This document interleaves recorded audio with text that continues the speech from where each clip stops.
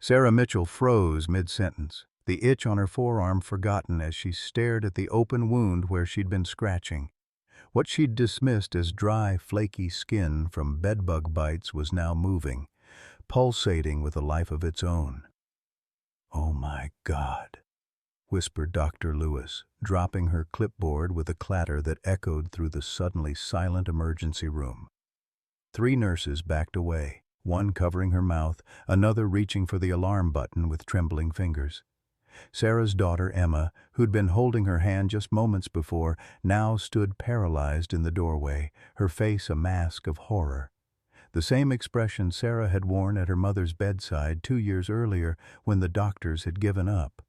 "Quarantine this room now." Dr. Peterson's authoritative voice cracked with panic as he fumbled with his mask.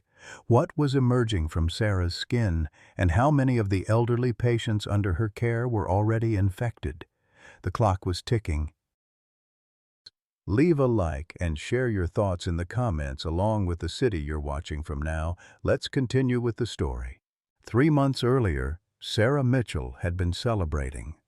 After 12 years as an ER nurse, she had finally secured a position at Evergreen Pines, the upscale nursing home on the outskirts of Lakeville, Michigan.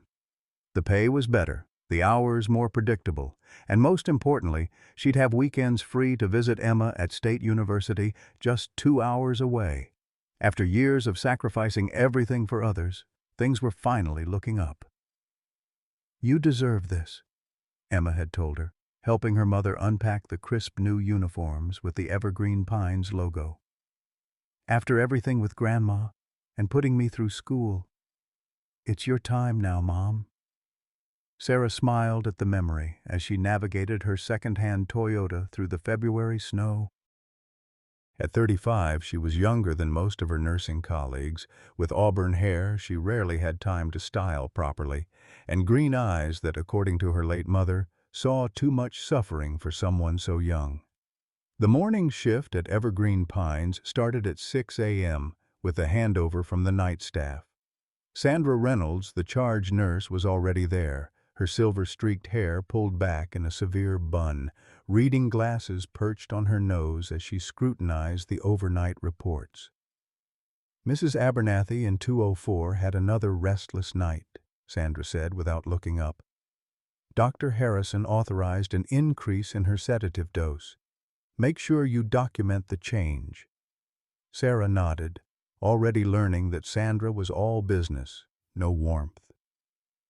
In the 3 weeks since starting at Evergreen Pines, she had yet to see the woman smile. The nursing home itself was a contradiction. Expensive wood paneling and plush carpets in the reception areas, but behind the scenes, corners were clearly being cut. Staffing was minimal, supplies were carefully rationed, and Sarah had already noticed some medications being substituted for cheaper alternatives. As Sarah made her morning rounds, checking on the 24 residents in her wing, she paused at Martha Jensen's room. The 82-year-old former schoolteacher was one of Sarah's favorites, sharp-minded and full of stories about Lakeville's history. "Good morning, Sunshine," Martha greeted her. "Did they tell you about the new cream?" Sarah checked the chart. "New cream? Dr. Harrison's very excited about it. Says it'll help with the age spots. Started us all on it yesterday afternoon." Sarah frowned. There was no mention of a new treatment in the handover notes, and new medications were supposed to be clearly documented. She made a mental note to ask Dr. Harrison about it during his rounds. That evening, as Sarah drove home to her small apartment, she couldn't shake a feeling of unease. Between Sandra's cold scrutiny, the undocumented medication changes, and the persistent memory of her own mother's mistreatment in a similar facility, something felt wrong. But with a mortgage barely hanging in the balance and Emma's tuition payments coming due, she couldn't afford to rock the boat. Little did she know that the first dry, itchy patch that appeared on her forearm the next morning would be the beginning of a nightmare that would rock not just her boat, but the entire American healthcare system. The first itch began innocuously enough. Sarah noticed it while showering before her shift, a small reddish patch on her inner forearm about the size of a quarter. She ran her fingers over it, feeling the slight roughness of dry, flaking skin. "Great," she muttered, assuming it was just the harsh Michigan winter taking its toll. Between the constant hand-washing at work and the dry, heated air everywhere else, skin problems were an occupational hazard for healthcare workers. She applied some lotion and thought nothing more of it until mid-shift, when the itching became impossible to ignore. During Mrs. Jensen's morning checkup, Sarah caught herself scratching at her arm through her uniform. "Itchy bug bites?" Martha asked, her eyes still sharp despite her failing body. "I think it might be bedbugs, actually," Sarah replied, trying to sound casual. "I've seen a few residents with similar marks. Might need to suggest a facility-wide inspection." Martha lowered her voice. "Between you and me, there's been a lot of scratching going on. Margaret in 210 was up all night with it.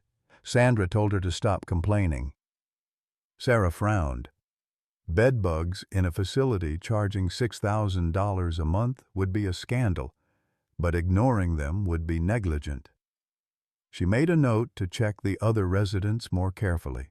By the time she got home that evening, the patch had grown to the size of a $50, and 2 more spots had appeared on her other arm.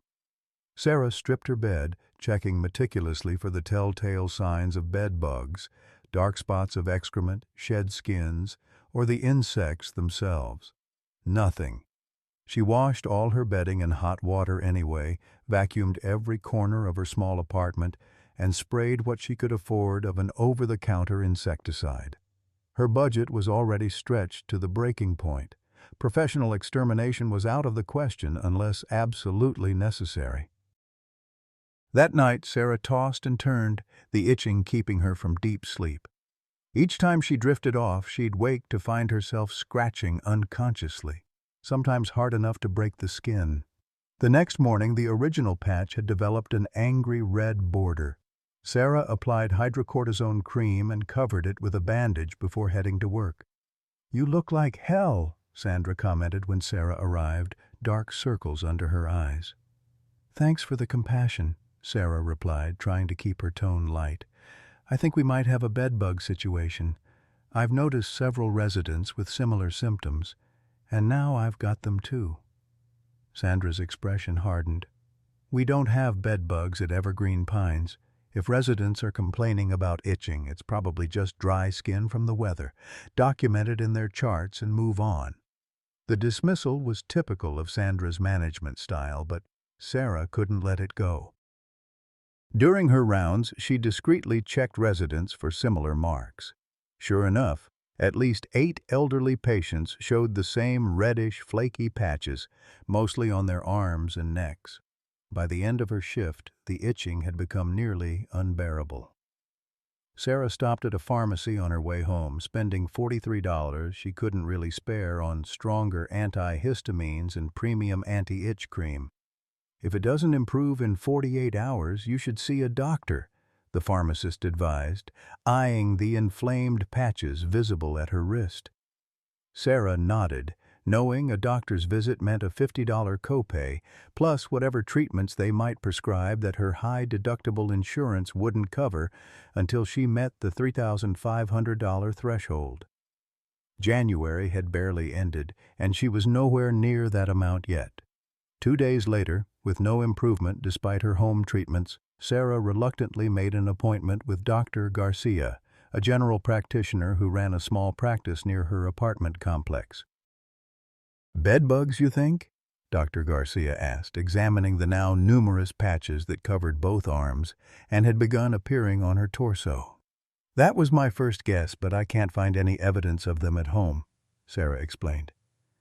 "And I'm not the only one. Several residents at the nursing home where I work have similar symptoms." Dr. Garcia frowned, peering at the patches through a magnifying glass. "These don't look typical for bedbug bites. Those usually appear in a line or cluster, often called breakfast, lunch, and dinner. These are more diffuse." He took a scraping from one of the patches, examined it briefly under a microscope in the exam room, then wrote a prescription. "It looks like contact dermatitis, probably from a new cleaning product at work or home. Try this steroid cream and switch to hypoallergenic soaps and detergents. The prescription cost Sarah another $35 with her insurance, and the specialized soaps added another $20 to her grocery bill. She was starting to feel the financial strain, especially with Emma's tuition payment coming due the following week. The steroid cream provided temporary relief, but by her next shift at Evergreen Pines, the itching had returned with a vengeance. Worse, she noticed that more residents were affected, and their symptoms were progressing similarly to hers. "Mrs. Jensen, when did you start using that new cream Dr. Harrison prescribed?" Sarah asked during morning rounds, remembering their earlier conversation. Martha thought for a moment. "About a week ago, right after they took all those photographs of our skin for the study." "Study?" Sarah's nursing radar immediately pinged. "What study?" "Something about aging skin. They said Evergreen Pines was participating in a research program. Didn't they tell you? All the residents in this wing signed forms." Sarah felt a chill that had nothing to do with the February weather. Research studies required extensive protocols, oversight, and informed consent, none of which had been mentioned during her orientation or any staff meetings. During her lunch break, Sarah slipped into the medication room and checked the supply cart. Sure enough, there was a new cream being distributed to specific residents, an unmarked white jar with only a numerical code and residents' names on labels. No manufacturer, no drug information, nothing to indicate what it contained. She was photographing the jar with her phone when Sandra's voice came from behind her. "What do you think you're doing?" Sarah nearly dropped her phone. "These creams, they're not properly labeled, and there's no documentation about a research study in the charts." Sandra's eyes narrowed as she took the jar from Sarah's hand and replaced it in the cart. "Dr. Harrison handles the special treatments personally." "It's not your concern." "It is my concern if my patients are experiencing side effects," Sarah countered, showing her own inflamed arm.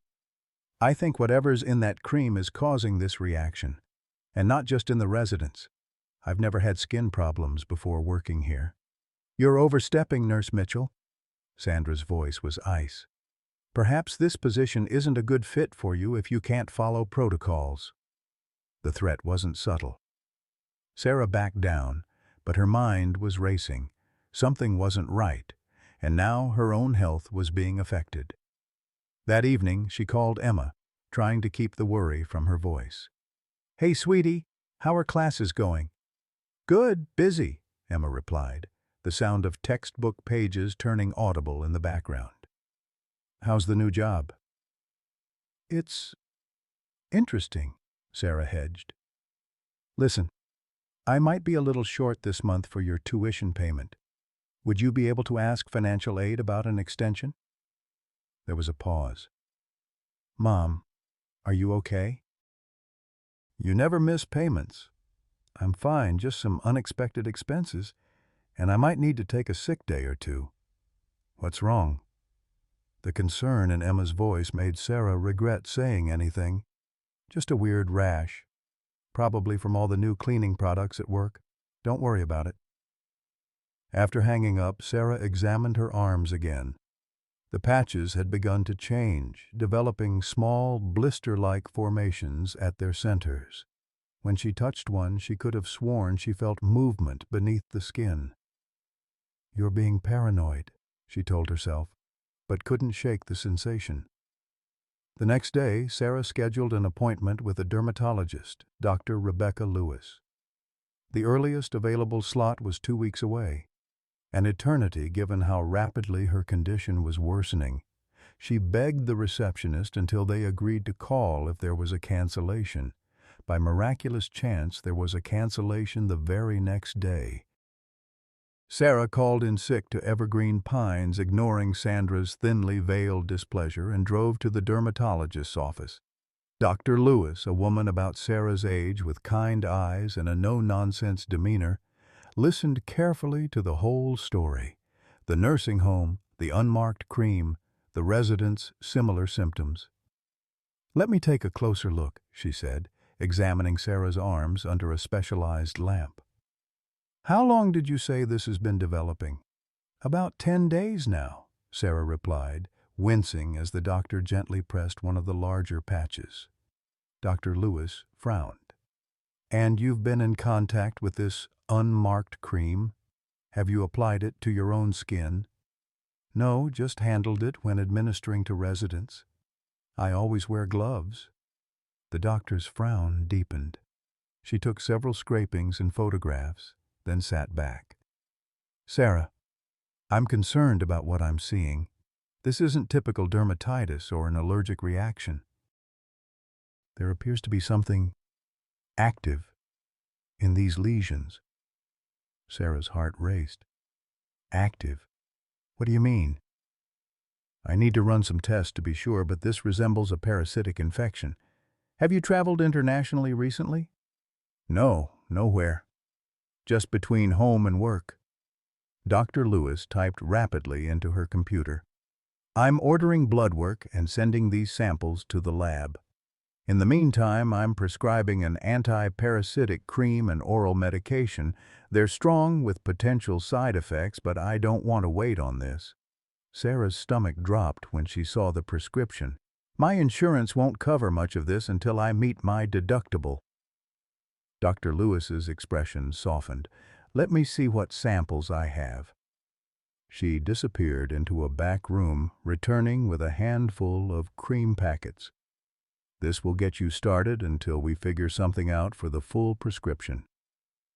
On her way home, Sarah stopped at the pharmacy anyway just to check the price. The pharmacist grimaced apologetically. $347 for the oral medication, $189 for the cream. With her insurance, it would still be over $400 out of pocket. Sarah sat in her car, staring at the pharmacy building. The tuition payment or the medication, she couldn't afford both. As a nurse, she knew the dangers of untreated parasitic infections. As a mother, she couldn't bear to disrupt Emma's education. She drove home, applied the sample cream Dr. Lewis had given her, and made a decision. Tomorrow, she would confront Dr. Harrison directly about the unmarked cream and demand answers. If necessary, she would report Evergreen Pines to the state licensing board. What Sarah didn't know was that by morning, the patches on her skin would no longer be merely itchy. They would begin to move on their own, and her nightmare would truly begin. Sarah awoke at 3:17 a.m., jolted from sleep by a sensation she'd never experienced before. A distinct, crawling feeling beneath the largest patch on her forearm. The room was dark except for the dim glow of her alarm clock, but she didn't need light to know something was terribly wrong. When she touched the area, the skin seemed to ripple under her fingertips. "This isn't happening," she whispered to the empty bedroom, fumbling for the lamp switch. Under the harsh light, the patch looked angrier than before, raised, with tiny white blisters forming a pattern across its surface. As she watched in horror, one of the blisters pulsed. Sarah rushed to the bathroom, reaching for the sample cream Dr. Lewis had provided. Her hands trembled as she applied a thick layer, hoping the anti-parasitic properties would kill whatever was causing the movement. Only after she'd covered all the patches did she allow herself to cry. Silent tears of fear and frustration.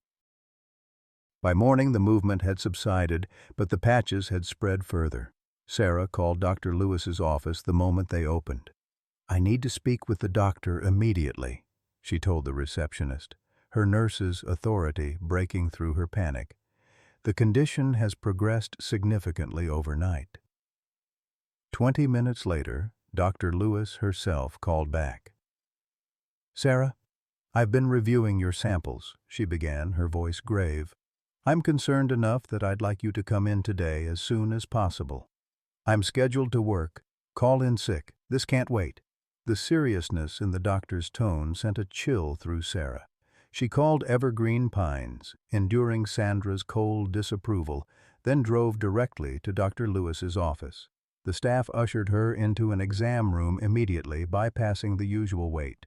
Dr. Lewis entered wearing an expression Sarah recognized from her own nursing career. the carefully composed face that hides serious concern. "I've received preliminary results from the lab," Dr. Lewis said without preamble. "They're confusing, to say the least. The samples contain evidence of a parasitic organism, but not one they can readily identify." Sarah's mouth went dry. "What does that mean?" "It means we need to be aggressive with treatment while we figure this out." Dr. Lewis laid out a folder containing magnified images of Sarah's skin samples. "These structures here, they appear to be egg sacs of some kind, and these filaments, they're consistent with parasitic burrowing." Sarah stared at the images, her medical training warring with the impossibility of what she was seeing. "How? I haven't been anywhere exotic. I haven't done anything unusual except start working at Evergreen Pines," Dr. Lewis finished. "You mentioned unmarked creams being used there. I'd like to see one if possible. I can try to get a sample, but it won't be easy. The charge nurse is already suspicious of me." Dr. Lewis nodded, writing a prescription. "I've called in the strongest antiparasitic regimen I can prescribe. It's expensive, but I'll mark it medically urgent so your insurance might cover more." Sarah took the prescription, knowing it wouldn't matter. Her bank balance couldn't handle even a reduced cost. "What about the residents? If this came from the nursing home, they're all at risk." "One step at a time," Dr. Lewis advised. "Let's confirm what we're dealing with first. Can you come back tomorrow morning? I want to monitor how you respond to the medication." Sarah agreed, but as she left the office, her mind was already calculating her next move. She couldn't afford the prescription, but she could get evidence of what was happening at Evergreen Pines. Despite calling in sick, Sarah drove to the nursing home that afternoon, timing her arrival during shift change when the building would be at its busiest. She used her ID badge to enter through the staff entrance, then made her way to Martha Jensen's room, hoping the elderly woman would be at afternoon activities. The room was empty, as she'd hoped. Sarah quickly located Martha's personal care items, and there it was, the unmarked white jar. She used a tissue to open it, scooping a small amount into a clean pill container she'd brought for this purpose. She was replacing the jar when a voice came from the doorway. "I knew you were trouble the moment you started asking questions." Sarah spun around to find Sandra standing in the doorway, arms crossed. The charge nurse's eyes flickered to the sample container in Sarah's hand. "Sandra, something is very wrong with this cream," Sarah said, deciding honesty was her only option. "Look." She pushed up her sleeve, revealing the increasingly disturbing patches. "This started after I began handling these jars. The residents are showing the same symptoms." Sandra's face remained impassive, but something flashed in her eyes. Recognition? Fear? "You should leave, Nurse Mitchell. Now, before I call security." "I'm going to report this," Sarah warned. "Whatever is in these creams is causing a parasitic infection. I have medical evidence." "Evidence of what, exactly?" The new voice belonged to Dr. William Harrison, the medical director who now appeared behind Sandra. In his 50s, with silver hair and an expensive suit beneath his white coat, he projected authority and confidence. "Ms. Reynolds tells me you've been making unfounded accusations about our treatments." Sarah straightened her spine, summoning her professional dignity despite the fear coursing through her. "Dr. Harrison, I'm experiencing severe dermatological symptoms after exposure to the unmarked cream being given to residents. My dermatologist has confirmed parasitic activity in the affected tissue." If she expected shock or concern, she was disappointed. Dr. Harrison merely raised an eyebrow. "That's quite a claim. However, the cream you're referring to is a proprietary formulation being used in a fully authorized clinical trial. All participants have signed consent forms." "The residents weren't informed about parasitic risks," Sarah countered. "And why are staff being exposed without consent?" Dr. Harrison's smile didn't reach his eyes. "I think you're confused, Ms. Mitchell. Perhaps your condition is affecting your judgment. I suggest you take some time off, paid of course, while you seek appropriate medical care. The implication was clear. Take the offer and stay quiet or face consequences. Sarah clutched the sample container tighter. I need to check on my patients first. That won't be necessary, Sandra interjected. We've reassigned your residence. Your concerns have been noted. Sarah realized she was being managed out, a technique she'd seen before when facilities wanted to silence whistleblowers. She needed to leave with the evidence before they could stop her. Fine, I'll clean out my locker. She walked deliberately toward the staff area, aware of Sandra following a few paces behind. Instead of going to her locker, however, Sarah diverted to the medication room where she knew additional jars of the cream would be stored. If she could secure one more sample. The medication room was locked, of course. Looking for something? Sandra asked, her voice closer than Sarah expected. Sarah turned, ready with an excuse, but the words died in her throat. Sandra wasn't looking at her with suspicion. There was something else in her expression. The older nurse glanced quickly down the hallway, then pressed a folded piece of paper into Sarah's hand. Get out of here now, Sandra whispered. Don't come back without protection. Before Sarah could process this bewildering turn of events, Sandra raised her voice. Your locker is the other way, Nurse Mitchell. Let me escort you out before you get more confused.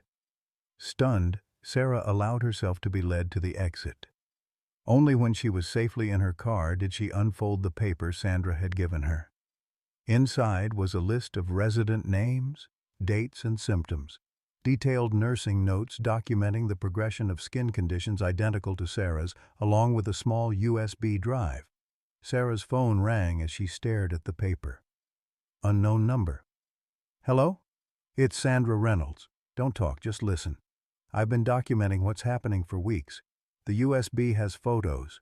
They're experimenting on the residents with minimal oversight, and I've been trying to gather enough evidence to shut it down without losing my job.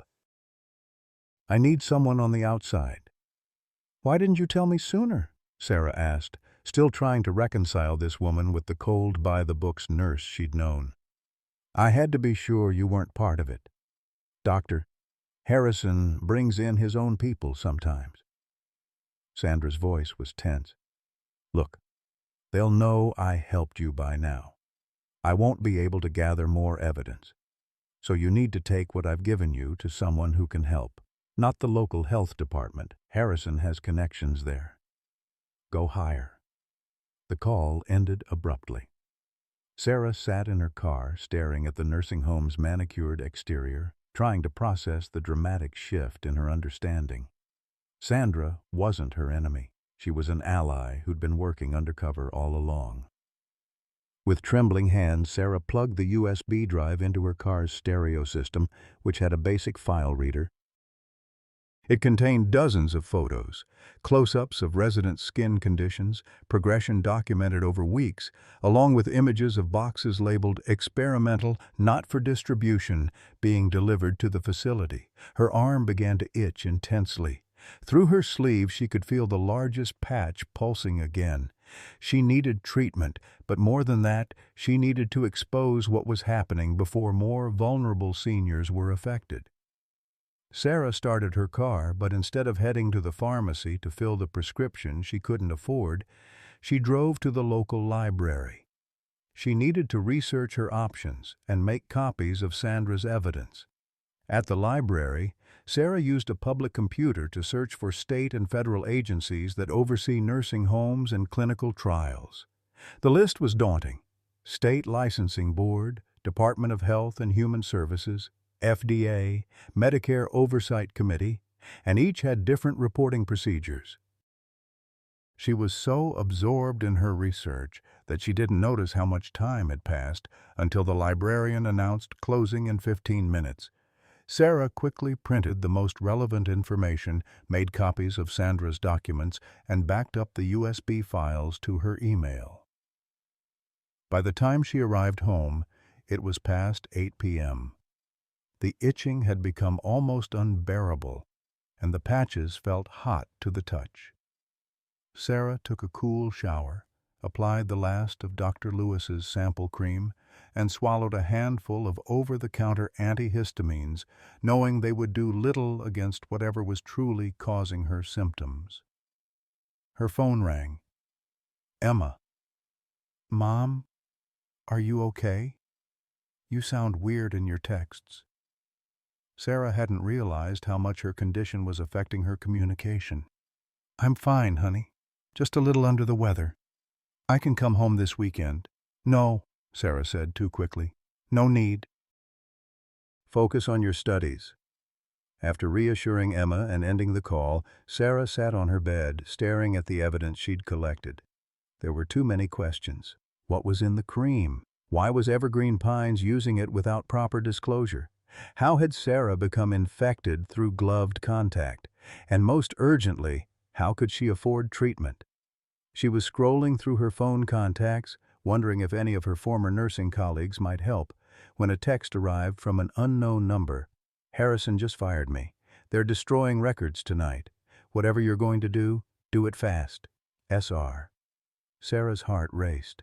The situation was escalating faster than she could respond. She had evidence but no treatment, information but no resources. As if responding to her stress, the patches on her arms began to pulse more intensely. Looking down, she saw something that made her blood run cold. One of the blisters had ruptured, and a tiny white filament was visibly protruding from her skin. The nightmare was no longer approaching. It had arrived. Sarah stared at the tiny white filament protruding from her skin, fighting the urge to pull it out. Her nursing training kicked in. Removing a parasite improperly could leave parts behind, potentially causing worse infection. Instead, she covered it with a bandage and made 2 urgent calls. First to Dr. Lewis's after-hours line, then to her old nursing school friend, Megan, who now worked at the hospital pharmacy. I need help, Sarah told Megan, her voice shaking. I can't afford the prescription, but I'm dealing with something serious, a parasitic infection. Come by tomorrow morning at 7, Megan said after a pause. I can't promise anything, but there's a patient assistance program we sometimes use for emergency cases. After hanging up, Sarah turned to her laptop and plugged in Sandra's USB drive. If she was going to fight this, she needed to understand exactly what she was dealing with. The files were meticulously organized, typical of Sandra's precise nature. Folders contained dated photographs of residents, spreadsheets tracking symptoms, and scanned documents. Sarah clicked on a file labeled Consent Forms and felt her stomach drop. The forms were genuine but misleading. They described a topical treatment for age-related skin conditions, with no mention of experimental compounds or research protocols. Another folder contained shipping manifests. The cream was manufactured by Regeneris Pharmaceuticals, a company Sarah had never heard of. She searched online and found only a bare-bones website describing them as pioneers in age reversal treatments. The most disturbing folder was labeled simply Progression. It contained dated photographs of residents' skin conditions showing evolution similar to Sarah's own symptoms. First dry patches, then blistering, then... Sarah gasped at the images from weeks 3 and 4.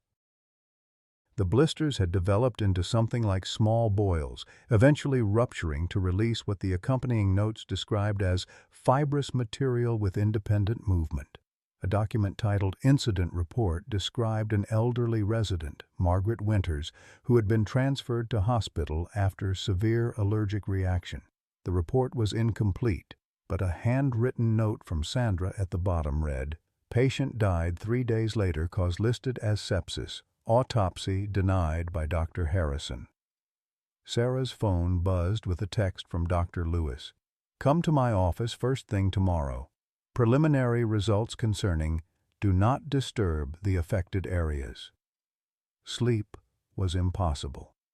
Every time Sarah began to drift off, the crawling sensation would intensify, jolting her awake. By dawn, she'd counted 12 spots where tiny white filaments had begun to emerge from her skin. At 7 a.m. sharp, she arrived at the hospital pharmacy's back entrance where Megan was waiting. "My God, Sarah," Megan whispered, seeing her friend's condition in the harsh morning light. "What happened to you?" Sarah explained as briefly as she could while Megan led her to a small office. "The medication you need is part of our compassionate care program," Megan explained, retrieving a small bag. "Normally there's paperwork, but I've listed you under emergency provision. This is a 3-day supply, enough to get you started while we figure out the rest." "I don't know how to thank you," Sarah said, taking the precious medication. "Don't thank me yet. This stuff is powerful. It'll make you feel worse before you feel better. And Sarah," Megan hesitated, "if this came from a nursing home's experimental treatment, you need to report it. Like yesterday." "I'm gathering evidence," Sarah assured her. "I have a dermatologist appointment now. She's helping me document everything." Dr. Lewis was waiting when Sarah arrived at her office, ushering her directly into an exam room. "I've received the comprehensive lab results," Dr. Lewis said, her expression grave. "The parasites in your samples match a rare tropical species that's been genetically modified." "Modified?" Sarah echoed. "How is that possible?" "That's what concerns me.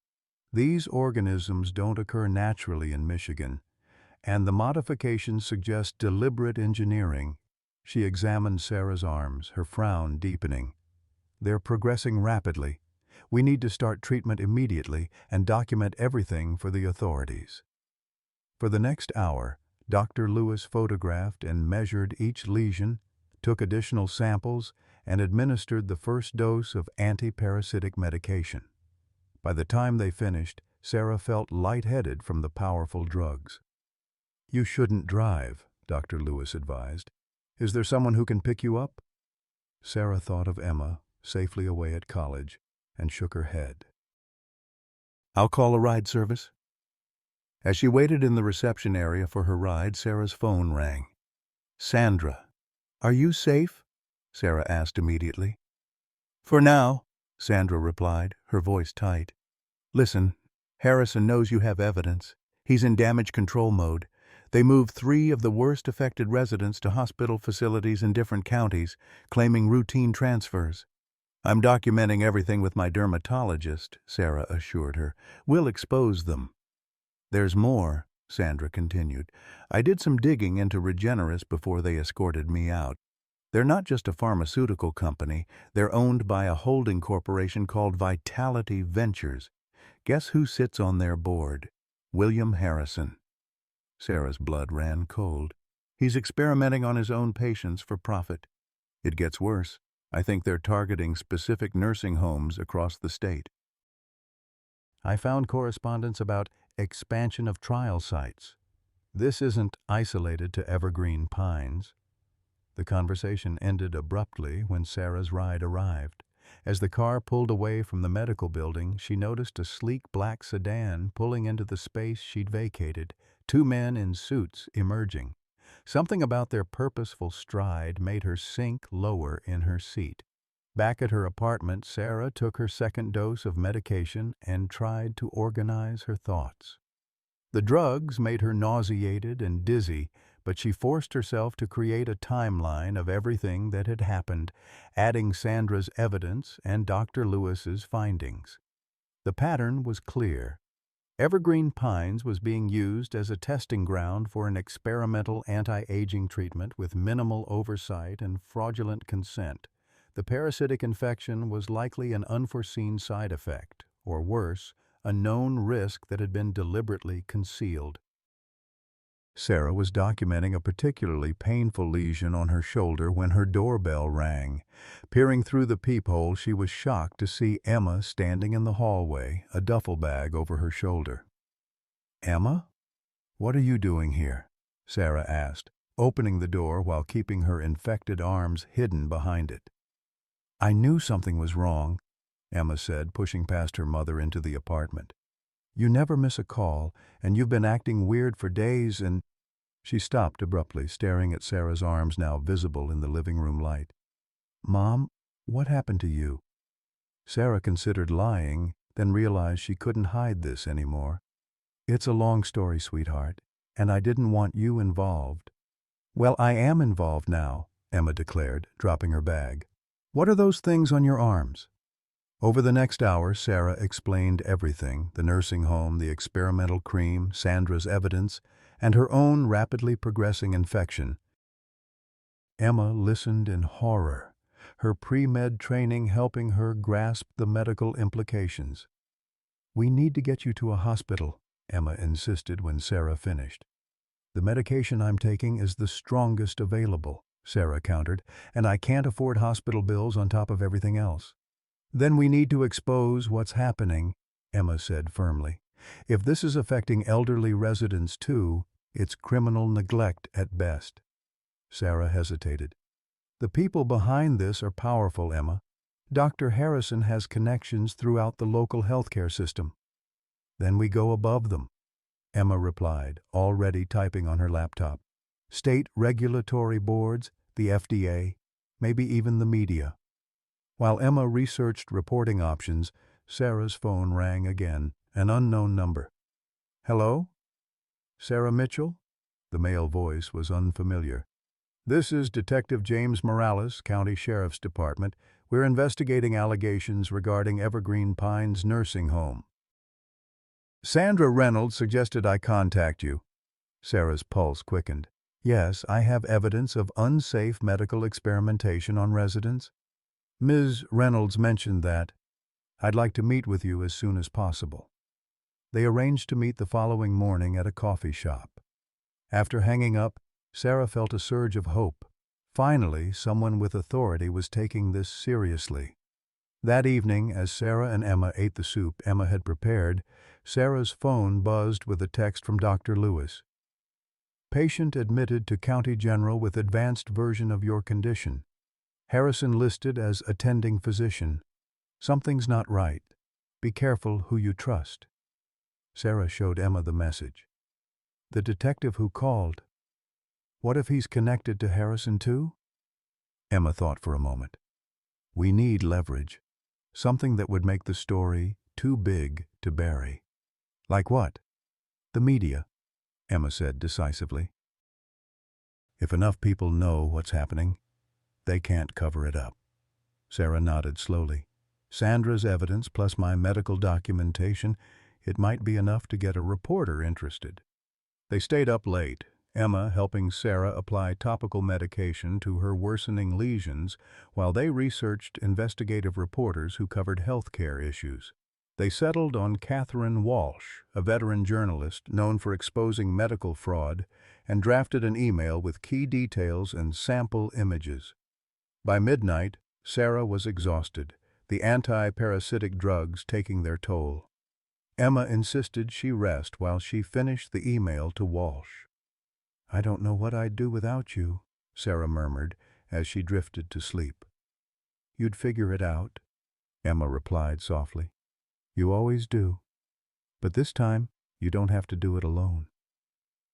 Sarah awoke at dawn to find Emma asleep on the couch, laptop still open beside her. A notification showed their email to Catherine Walsh had been read, with a brief reply. Intrigued, can we meet today? This story needs faces. As Sarah moved to wake Emma, a sharp pain shot through her largest lesion. Looking down, she saw the bandage was soaked through with a yellowish fluid, and the skin around it had turned an alarming shade of purple. The medication didn't seem to be working. She checked her temperature, 101.3 EUDUA. The infection was getting worse, not better. Sarah's meeting with Detective Morales was in 3 hours. The meeting with Catherine Walsh was scheduled for that afternoon, but as she stared at her increasingly alarming symptoms, Sarah wondered if she would make it to either appointment. She needed to take action now while she still could. With trembling hands, she reached for her phone to call Dr. Lewis, but before she could dial, it rang. Sandra. Sarah, where are you? Sandra's voice was frantic. At home. What's wrong? Harrison knows everything. Someone at the lab tipped him off about your samples. They're trying to contain the situation. They're calling it a rare tropical infection brought back by a staff member from vacation. That's ridiculous. I haven't left Michigan in 2 years. They're building a cover story. And Sarah, Margaret Winters wasn't the only resident who died. There have been 3 others, all transferred out before they died. Harrison listed the causes as various age-related conditions. Sarah felt sick. This is murder, Sandra. I know. I've given everything I have to Detective Morales, but Harrison has friends in the department. I don't know who to trust anymore. After hanging up, Sarah woke Emma and updated her on the situation.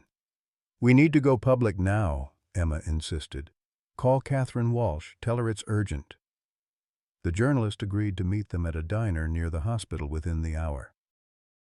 Sarah dressed carefully, covering the worst of her lesions to avoid frightening other patrons, though the effort of getting ready left her dizzy and feverish.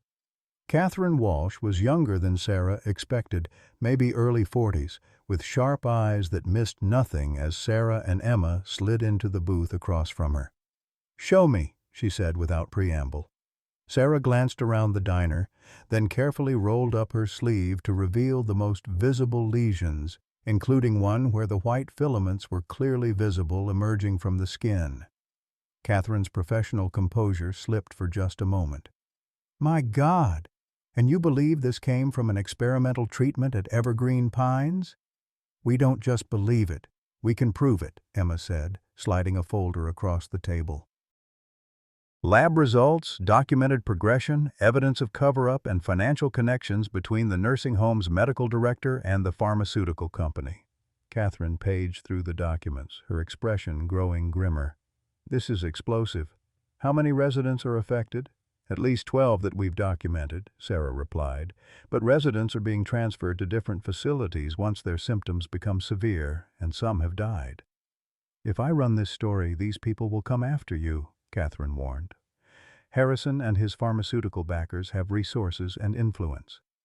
"They're already after us," Sarah said quietly. "I'd rather fight in the open than hide." Catherine nodded, seeming to come to a decision. "I need to verify a few things, but I can have this ready for tomorrow's paper and online tonight. In the meantime—" She paused, studying Sarah's flushed face. "You need medical attention." "This infection is advancing rapidly." "I'm on medication," Sarah assured her. "It's not working," Catherine observed bluntly. "I've covered enough medical stories to recognize when someone needs emergency care."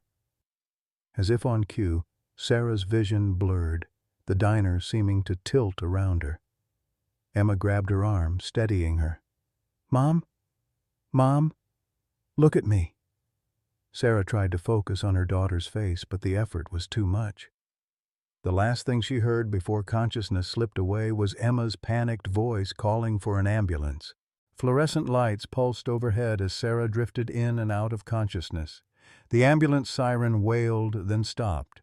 Voices spoke in urgent medical shorthand. Hands moved her from stretcher to hospital bed.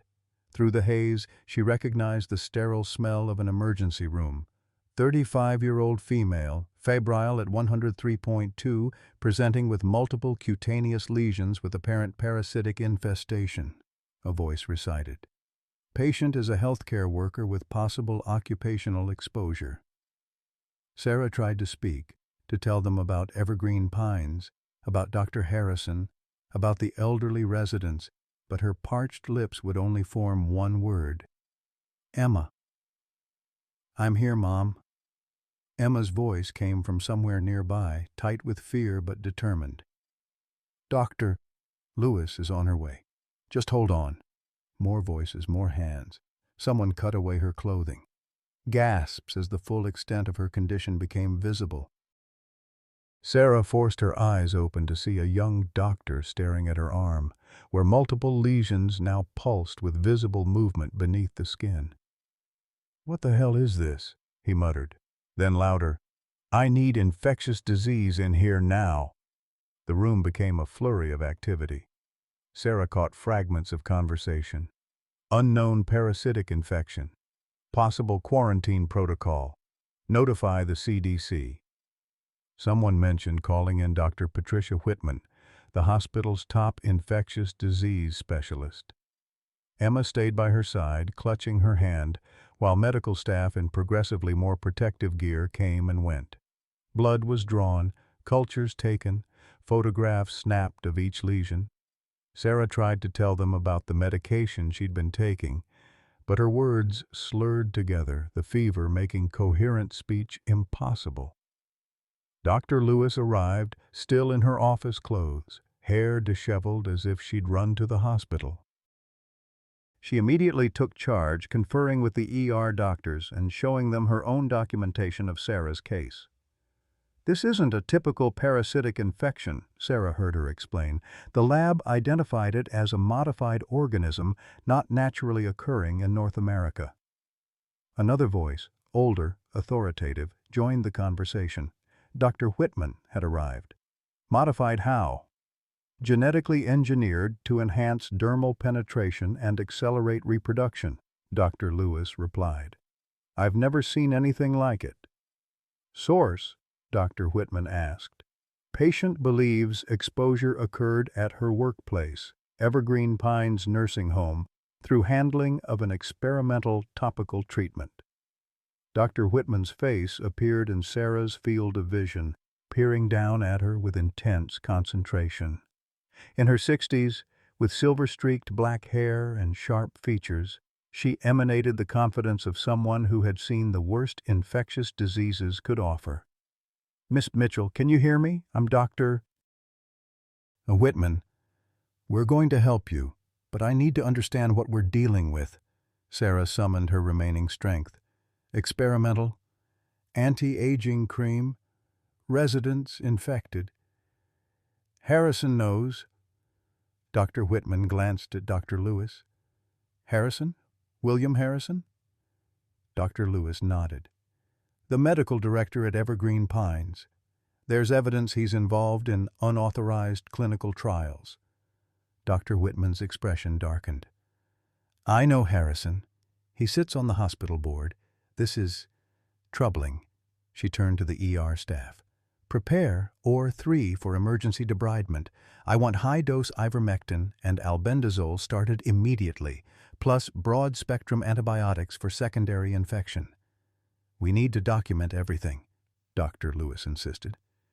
"This is evidence of medical malpractice, possibly criminal negligence." "First we save the patient," Dr. Whitman replied firmly. "Then we deal with Harrison." Emma's voice broke in. "There's a reporter, Catherine Walsh. She has all our evidence. She's running a story tonight." Dr. Whitman raised an eyebrow. "Walsh? The investigative journalist?" When Emma nodded, she continued, "Good. We'll need public pressure. Harrison has powerful friends." Sarah felt herself being wheeled down a corridor, the ceiling tiles blurring above her. Emma's hand remained clasped in hers until they reached a set of double doors, where a nurse gently separated them. "You need to wait here," the nurse told Emma. "We'll take good care of your mother." "Be strong, Mom," Emma called as the doors swung closed. "I'm not going anywhere." In the operating room, Sarah drifted deeper into a fever haze as medical staff prepped her for the procedure. "Dr. Whitman's voice floated above her, explaining what would happen. "We need to remove the parasites in infected tissue before they spread further.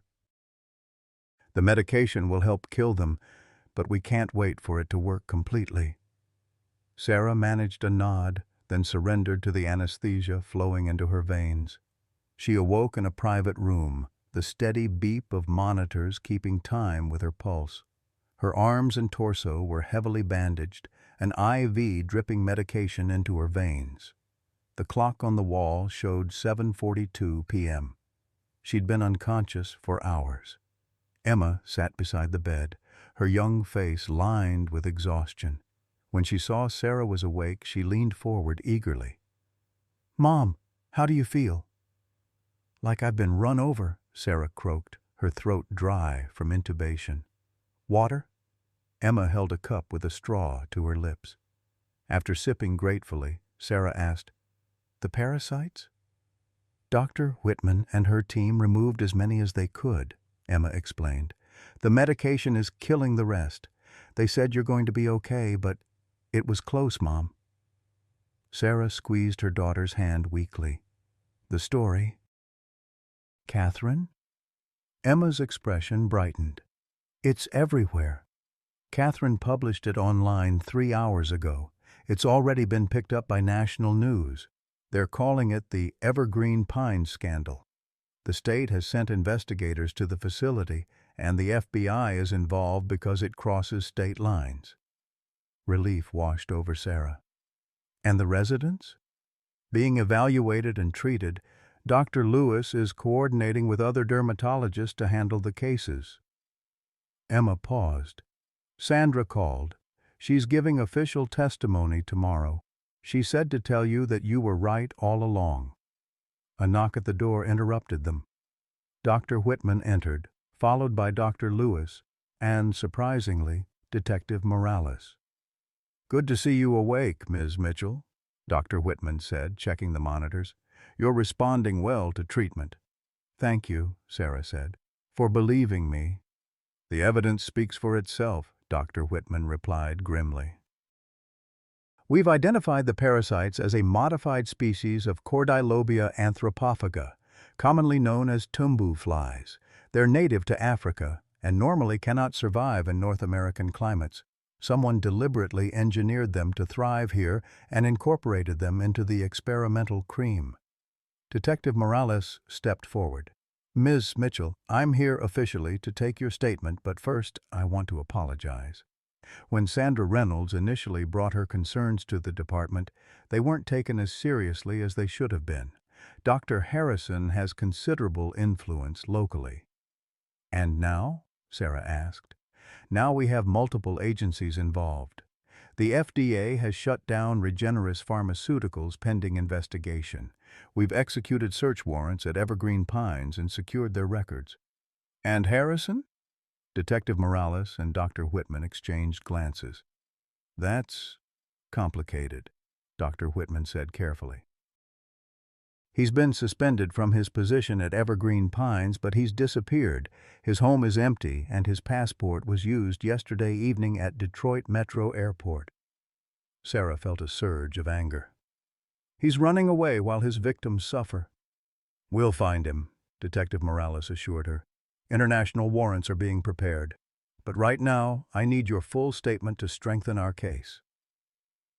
For the next hour, Sarah recounted everything, from her first days at Evergreen Pines to the discovery of the unmarked cream, from Sandra's secret documentation to her own worsening infection. Detective Morales recorded it all, asking occasional clarifying questions. As they finished, another knock came at the door. A hospital administrator entered, looking uncomfortable. "Dr. Whitman, there's a situation developing in the lobby. The media is here, several outlets. They're asking about the Evergreen Pines patients, and specifically about Ms. Mitchell." Dr. Whitman frowned.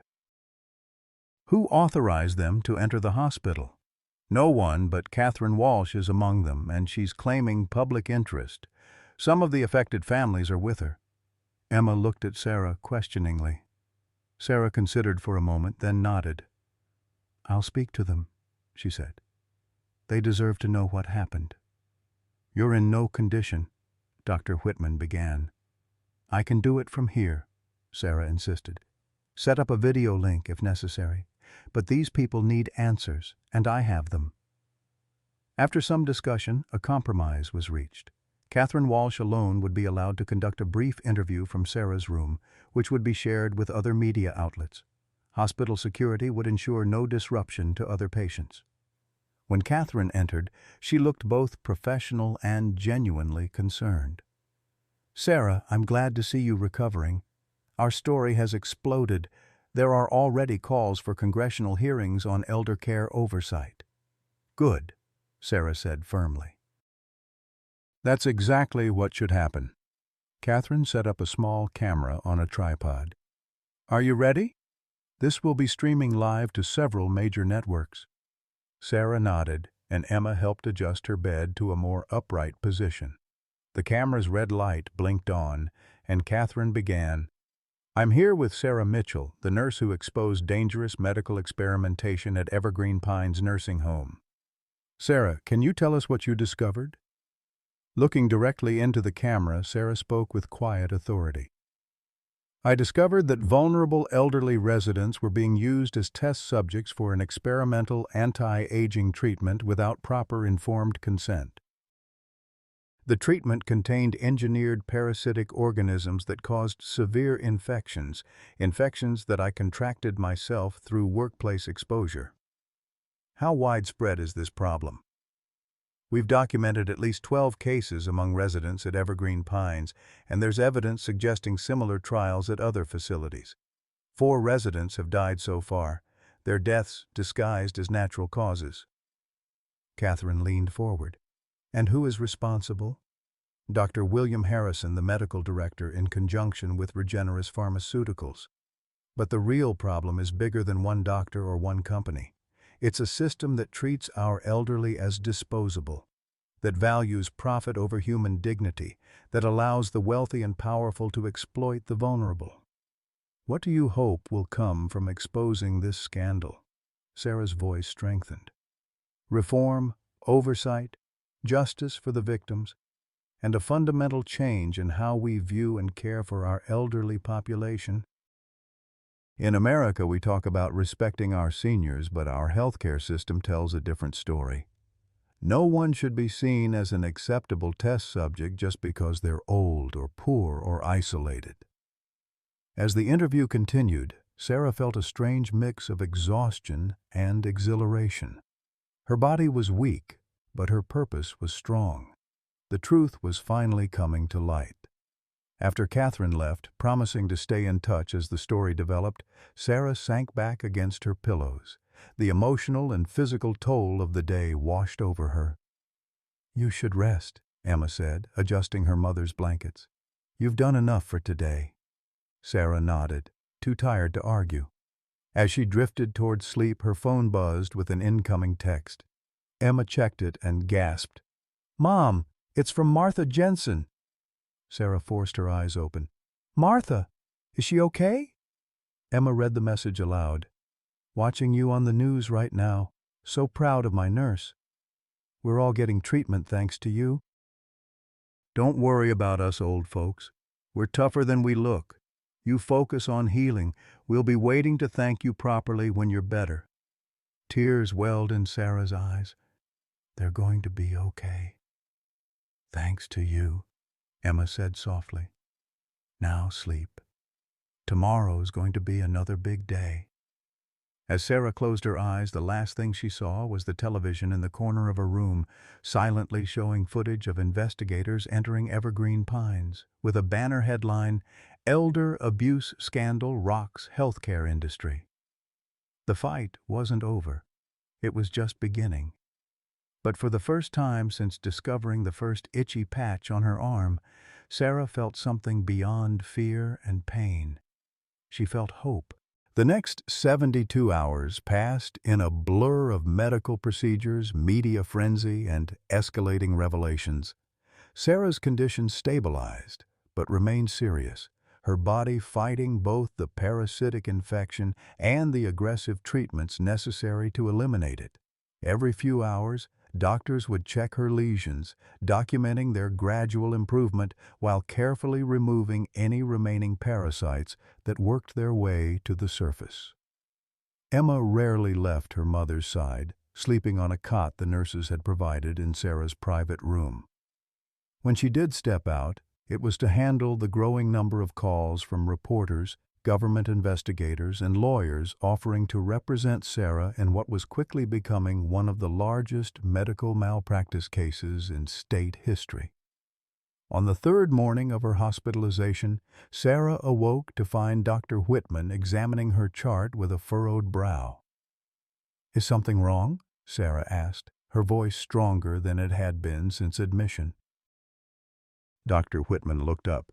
"Your liver enzymes are elevated, a side effect of the high-dose antiparasitic medication. We need to monitor it closely." But the parasites? Responding to treatment, the latest cultures show significantly reduced activity. Dr. Whitman sat on the edge of the bed. Sarah, I need to discuss something with you. The hospital administration is concerned about your situation. Sarah tensed. What do you mean? Your insurance coverage is limited. You've already exceeded your coverage cap for this calendar year, and the specialized treatments you're receiving are extremely expensive. The familiar cold weight of financial anxiety settled in Sarah's stomach. How expensive? The current bill stands at just over $218,000, and that's before factoring in the reconstructive procedures you'll need for the affected tissue. Sarah closed her eyes, trying to process the astronomical figure. Even if she worked double shifts for years, she could never pay off such a debt. What are my options? Dr. Whitman's expression softened slightly. Normally, very few, but your case is unique. The hospital board met last night to discuss it. The same board Dr. Harrison sat on? Sarah couldn't keep the bitterness from her voice. Yes. Many members are distancing themselves from him now, claiming they had no knowledge of his activities. They've approved a compassionate care exemption for you, which would cover most of your treatment costs. Relief flooded through Sarah, quickly followed by suspicion. Why would they do that? Dr. Whitman's smile was thin. Let's just say it's in their best interest to appear generous to the whistleblower who exposed their former colleague, especially with state investigators looking into the hospital's relationship with Regeneris Pharmaceuticals. They're covering themselves legally, yes. But does their motivation matter if it saves you from financial ruin? Before Sarah could answer, Emma returned with coffee for herself and tea for Sarah. She immediately sensed the tension in the room. What's happening? She asked, looking between them. After Dr. Whitman explained the situation, Emma's expression hardened. So they're trying to buy Mom's silence with free treatment? After enabling Harrison for years? It's more complicated than that, Dr. Whitman began. Is it? Emma challenged. Because it sounds like they're hoping Mom will be so grateful for their generosity that she won't ask questions about their complicity. Sarah reached for her daughter's hand. Emma, we need to think practically. I can't afford this treatment otherwise. You shouldn't have to, Emma insisted. The people responsible should pay. Harrison, Regeneris, the hospital board that looked the other way. Catherine says there are already lawyers calling about class action suits. Doctor. Whitman stood. I understand your anger, both of you, but as Sarah's doctor, my primary concern is her health. The compassionate care exemption gives us the freedom to provide the best possible treatment without financial constraints. She paused. Consider it carefully. I'll return this afternoon to check your progress. After she left, Sarah and Emma sat in troubled silence. Finally, Sarah spoke. We need to accept their offer, Emma. At least for now. It feels wrong, Emma protested, like they're getting away with it. Taking their money for my treatment doesn't mean we stop fighting for justice, Sarah reasoned. In fact, it gives me the chance to recover more fully so I can testify against them later. Emma reluctantly nodded. I guess you're right. I just hate seeing them try to control the situation. They're not controlling anything anymore, Sarah said with determination. The story's too big now. She was right. Throughout the day, news alerts kept appearing on their phones. FDA investigators had raided Regeneris Pharmaceuticals' headquarters. The state had suspended Evergreen Pine's license pending a complete investigation. Similar creams had been discovered at 2 other nursing homes with ties to Harrison. That afternoon, Detective Morales returned with news. We've located Dr. Harrison, he announced. Interpol apprehended him in Zurich attempting to access an offshore account. Extradition proceedings have begun. Will he actually face consequences? Sarah asked skeptically. People like him usually find a way out. Not this time, Morales assured her. The evidence is overwhelming, and the public outrage is too great for the usual legal maneuvering. We've already identified 3 similar facilities where he implemented the same experimental protocol. The death toll is now at 7 confirmed cases, with more under investigation. Sarah felt a mix of vindication and grief. Those poor people, did they ever have a chance? That's what the prosecution will determine. Which brings me to another matter. Morales pulled out a formal document. The U.S. Attorney's Office would like you to testify once you're recovered. Your first-hand experience as both a healthcare worker and a victim makes you a crucial witness. Sarah took the document, scanning its official language. Of course I'll testify. Those residents deserve justice. After Morales left, a nurse entered with a tablet. Ms. Mitchell, you have some virtual visitors if you're feeling up to it. On the screen were the familiar faces of several Evergreen Pines residents, including Martha Jensen, gathered in what appeared to be a new facility. Their faces lit up when they saw Sarah. There she is, Martha exclaimed. Our guardian angel. Sarah felt tears welling. I'm so sorry I didn't realize sooner what was happening to you all. Nonsense, Martha dismissed. You figured it out faster than anyone else, and you put yourself at risk to help us. We've been transferred to Lakeside Care Center while they sort out the mess at Evergreen. They're treating us for the infection, although none of us got as bad as you did, thank goodness.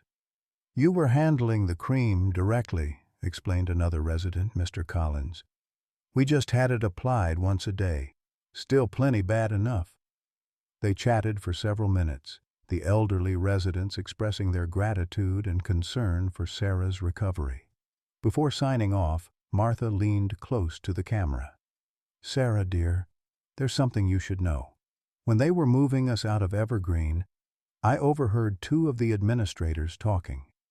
They mentioned something about insurance money. Apparently Harrison had taken out special policies on certain residents, the ones in the trial program. Policies that would pay out to the facility if we died from natural causes. Sarah felt her blood run cold. You're saying he was purposely? I don't know for certain, Martha interrupted, but it seemed mighty suspicious.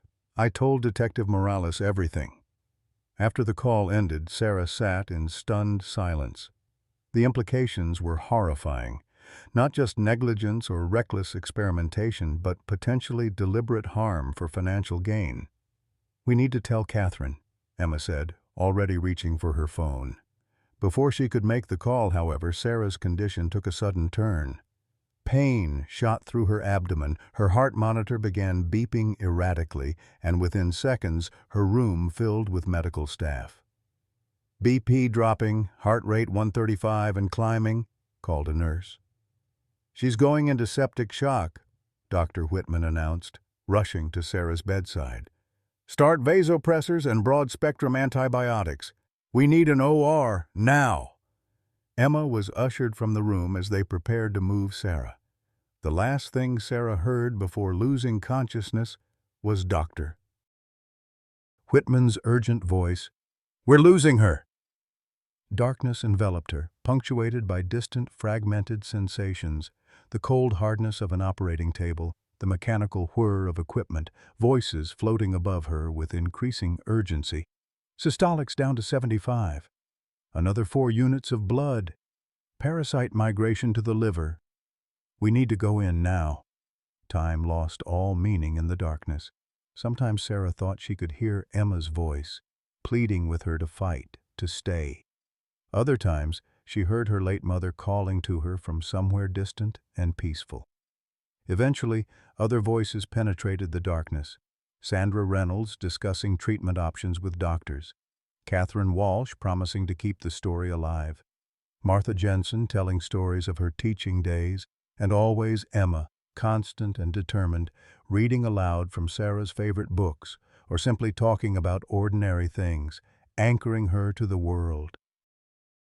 Sarah drifted in this liminal space between life and death for what felt like eternity but was, in reality, 4 critical days.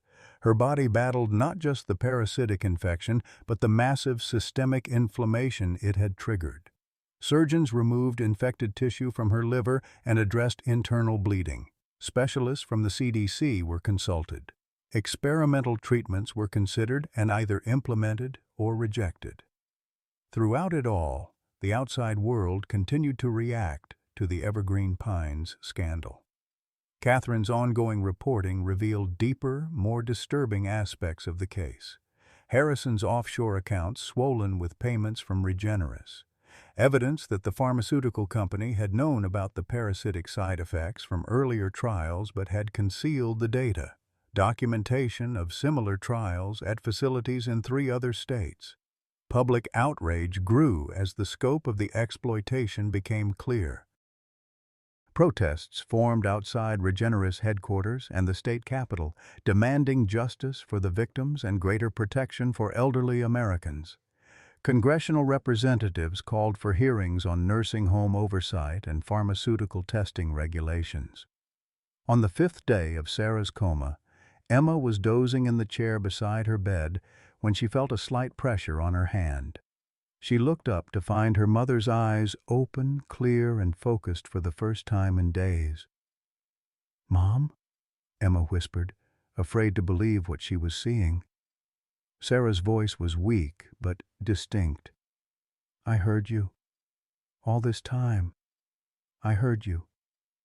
Emma burst into tears, pressing the call button repeatedly.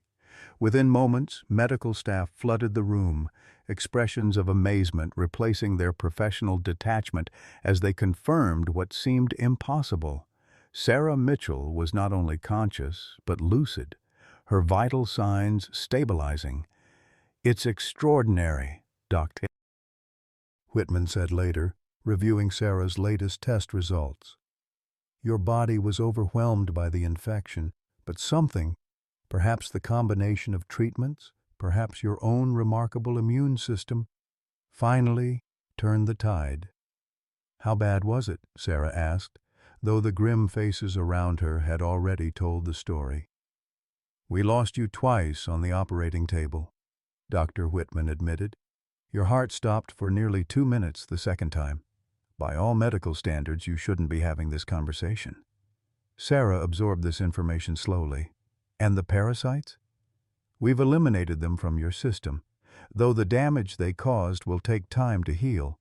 You'll need physical therapy, possibly some reconstructive procedures for the worst affected areas. But the immediate danger has passed." When they were alone again, Emma clutched her mother's hand tightly. "I thought I was going to lose you." "I'm sorry I scared you," Sarah whispered, "but I'm still here." "We still have work to do."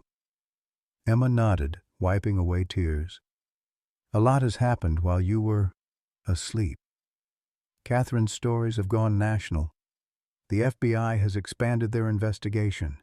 Harrison is being extradited, and—" She hesitated, then continued, "Martha was right about the insurance policies.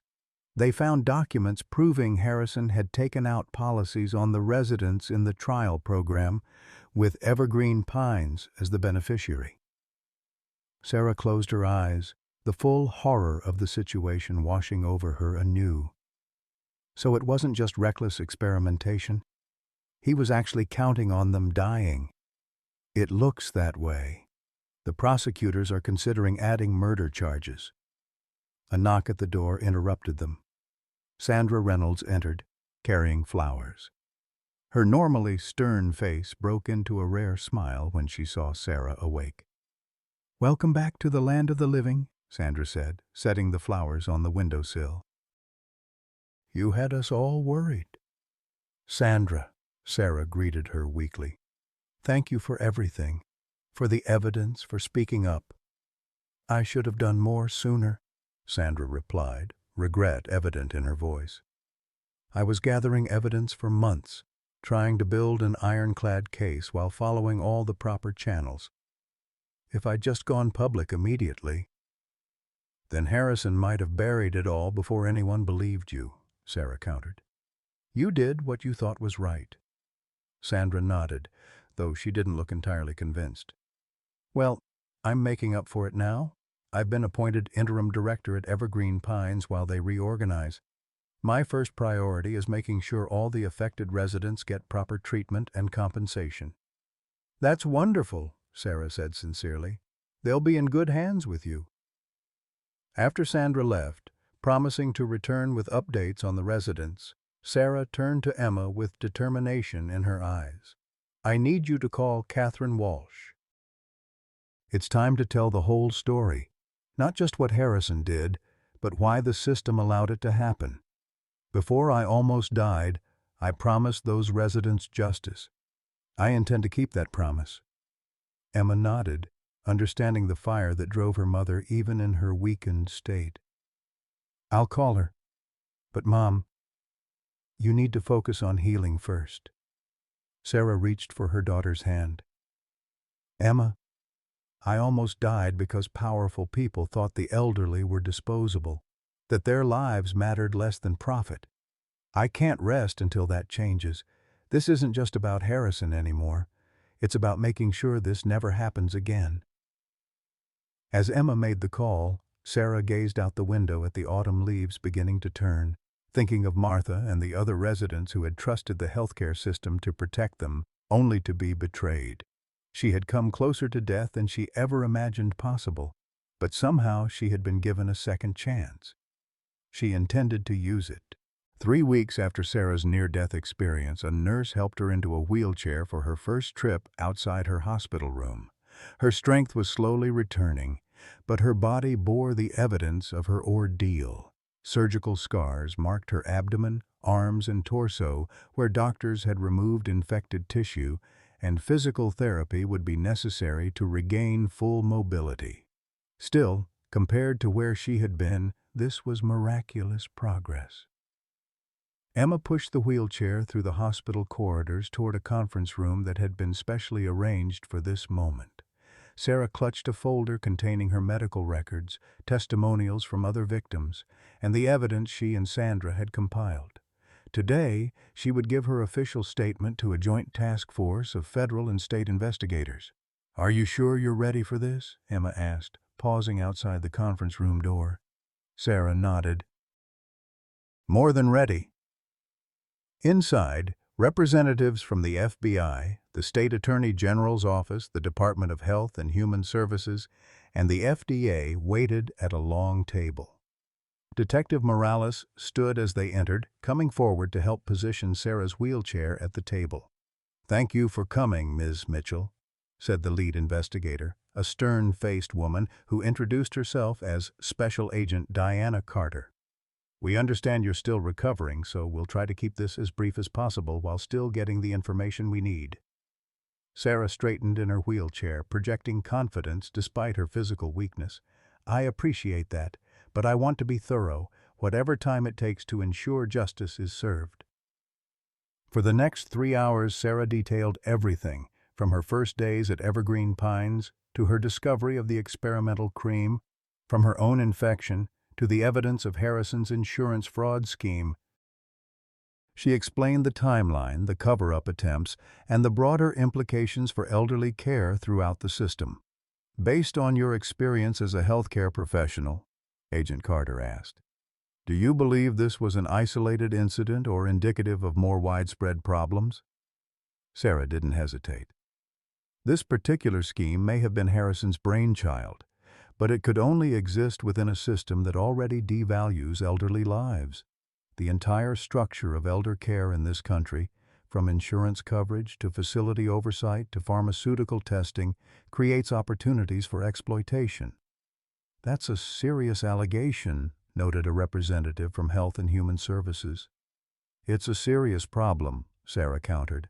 When was the last time any of your agencies conducted a surprise inspection at a nursing home? How many facilities are chronically understaffed but still operating? How many medications are tested primarily on younger populations, then prescribed to elderly patients without adequate understanding of how aging affects drug metabolism? The questions hung in the air as the investigators exchanged glances. Finally, Agent Carter leaned forward. "Ms. Mitchell, we've been authorized to inform you that Dr. Harrison has agreed to cooperate with our investigation in exchange for consideration during sentencing. He's implicated several executives at Regeneris Pharmaceuticals and provided details about similar operations in other states." Sarah absorbed this information. Will his cooperation allow him to escape real consequences? "No," Detective Morales interjected firmly. "The evidence against him is overwhelming. He's facing multiple counts of fraud, elder abuse, practicing medicine without proper informed consent, and now 7 counts of negligent homicide. At minimum, he's looking at 15 to 20 years, even with cooperation." "What about the hospital board members who enabled him?" Sarah pressed. "The administrators who looked the other way? The regulatory officials who failed to notice dozens of unusual deaths?" Agent Carter's expression remained neutral. "Our investigation is ongoing and expanding. No one involved in this scheme will escape scrutiny." After the interview concluded, Emma wheeled Sarah back toward her room. They were halfway down the corridor when they spotted a familiar figure approaching. Catherine Walsh, recorder in hand, accompanied by a photographer. "Sarah, Emma," Catherine greeted them. "I heard you were giving your statement today. How did it go?" "As well as could be expected," Sarah replied cautiously. While she trusted Catherine, the hospital had been increasingly restrictive about media access as the scandal grew. Catherine seemed to sense her hesitation. "I'm not here to press you for details about the investigation. Actually, I wanted to share some news that just broke an hour ago." "What news?" "The governor has announced a special commission on elder care reform prompted by your case. They're calling it the Mitchell Commission. It will have the power to investigate facilities statewide, recommend policy changes, and refer cases for criminal prosecution." Sarah felt a surge of emotion, vindication, pride, and a profound sense that her suffering might actually lead to meaningful change. "There's more," Catherine continued. "Congressman Lewis is introducing federal legislation named after Martha Jensen, the Jensen Act for Elder Protection. It would establish stricter oversight of experimental treatments in care facilities and create a national database to track unusual deaths or adverse events in nursing homes." "Martha will be thrilled," Sarah said, smiling at the thought of the feisty former teacher becoming the namesake for national legislation. "Has anyone told her yet?" "I believe the congressman is visiting Lakeside Care Center this afternoon to tell her personally." As they continued their conversation, Dr. Whitman approached, her expression unusually troubled. "Sarah, may I speak with you privately?" Emma and Catherine excused themselves, promising to return shortly. Once they were alone, Dr. Whitman sat beside Sarah's wheelchair. "The hospital CEO asked to meet with you today. I told him you weren't ready, but he's insistent." Sarah's guard immediately went up. "What does he want?" "Officially, to check on your recovery and discuss your ongoing care. Unofficially," Dr. Whitman hesitated, "I believe the board is concerned about their legal exposure. Your case has sparked investigations into their relationship with Harrison and Regeneris." "Good," Sarah said firmly. "They should be worried." "I agree," Dr. Whitman replied, surprising Sarah. "But I also want you to be prepared. These are powerful people used to controlling narratives. They may offer you additional benefits in exchange for discretion." "Are you warning me they'll try to buy my silence?" Dr. Whitman nodded. "It wouldn't be the first time the hospital has resolved potential issues with generous settlements and confidentiality agreements." Sarah considered this information. "Thank you for the warning. I'd like to meet with the CEO, but I want Emma and Catherine present." "Catherine Walsh?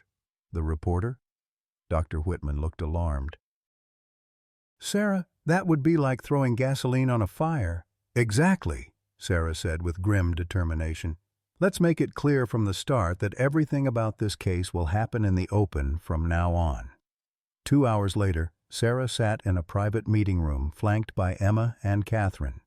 Across the table, hospital CEO Richard Davis shifted uncomfortably in his expensive suit, flanked by the hospital's legal counsel and PR director. "Miss Mitchell," Davis began with practiced cordiality, "first, let me say how pleased we are with your remarkable recovery. The entire hospital has been following your progress with great interest." "I'm sure they have," Sarah replied coolly, "particularly the board members who worked alongside Dr. Harrison for years without noticing his unethical activities." Davis's smile tightened. "That's actually one of the matters I hope to discuss with you today. The hospital is conducting a thorough internal review of all associations with Dr. Harrison and Regeneris Pharmaceuticals. We're committed to transparency and accountability." Catherine's pen moved rapidly across her notepad. "On the record, Mr. Davis." The PR director looked pained, but Davis maintained his composure. "Of course, County General has nothing to hide. We were victims of Dr. Harrison's deception as well." "Victims?" Emma echoed incredulously. "Your hospital provided him with credibility and resources while he conducted deadly experiments on elderly patients. Which is why," the legal counsel interjected smoothly, "we'd like to discuss a comprehensive care package for Ms. Mitchell. Given the extraordinary circumstances, the board has authorized me to offer complete coverage of all past and future medical expenses related to this incident, rehabilitation services, psychological support, and a significant compensatory settlement." "In exchange for what?" Sarah asked directly. The lawyer hesitated. "We would ask that any public statements about County General's involvement be reviewed by our PR team first to ensure factual accuracy." "You mean censored," Catherine clarified, still writing. "And I assume this generous offer comes with a confidentiality agreement?" Sarah pressed. "Standard legal protection," the lawyer confirmed. "Nothing unusual." Sarah leaned forward, wincing slightly as the movement pulled at her healing incisions. "Let me be absolutely clear. I will not sign any agreement that restricts my ability to speak truthfully about what happened, not for any amount of money." Davis's professional veneer cracked slightly. "Ms. Mitchell, please understand our position. This scandal has already caused significant damage to the hospital's reputation. We're trying to find a mutually beneficial resolution." "What about the damage to the residents at Evergreen Pines?" Sarah countered. "What about the families of those who died?" "What's a mutually beneficial resolution for them?" An uncomfortable silence fell over the room. Finally, Davis spoke again, his tone more serious. "What exactly do you want, Ms. Mitchell?" Sarah had been preparing for this question. "Complete transparency. A public acknowledgement of the hospital's failure to properly oversee Dr. Harrison. An independent audit of all research conducted at County General in the past 5 years, and a dedicated elder care patient advocate position created and funded by the hospital. Someone whose sole responsibility is ensuring elderly patients receive proper treatment and informed consent for all procedures." The hospital representatives exchanged glances. The lawyer began to object, but Davis held up a hand to silence him. "Those are substantial demands." "This was a substantial crime," Sarah replied unflinchingly. "People died, Mr. Davis. I almost died." "The very least you can do is ensure it never happens again." After a tense negotiation with Catherine documenting every word, a preliminary agreement was reached. The hospital would meet most of Sarah's demands, though the details of the independent audit and patient advocate position would require board approval. As the meeting concluded, Davis paused at the door. "You know, Ms. Mitchell, you could have taken our initial offer and been set for life." Sarah met his gaze steadily. "Some things are worth more than money, Mr. Davis," like being able to look at yourself in the mirror. After the hospital representatives departed, Catherine closed her notebook with a satisfied smile. That was masterful, Sarah. You just changed the power dynamic completely. Will they follow through? Emma asked skeptically. They don't have much choice now, Catherine replied. It's all on record, and they know I'll publish every detail if they backtrack. Sarah exhaled slowly, the effort of the confrontation catching up with her. It's a start, but there's still so much more to do. Over the next few days, Sarah's story continued to gain national attention. Major news networks sent correspondents to Lakeville. Congressional staffers contacted her about testifying at upcoming hearings, and most significantly, families of other victims began reaching out, forming an informal support and advocacy network. Martha Jensen became a particular media favorite, her sharp wit and straightforward manner making her an ideal spokesperson for the elderly victims.